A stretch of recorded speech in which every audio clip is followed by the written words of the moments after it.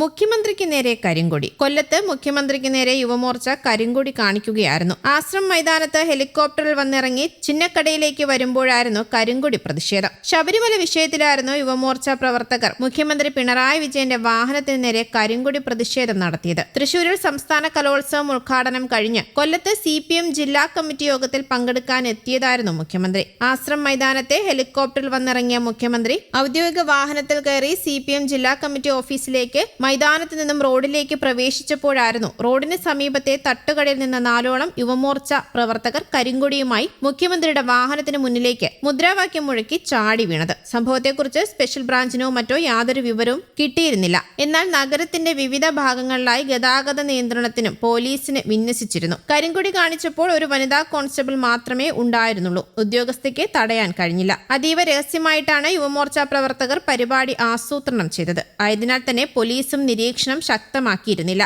യുവമോർച്ച പ്രവർത്തകരായ സൂരജ്, സുബിൻ, നിഷാന്ത്, ഹരികൃഷ്ണൻ എന്നിവരാണ് കരിങ്കൊടി കാണിച്ചത്. ഇവരെ കൂടുതൽ പോലീസ് എത്തി അറസ്റ്റ് ചെയ്തു.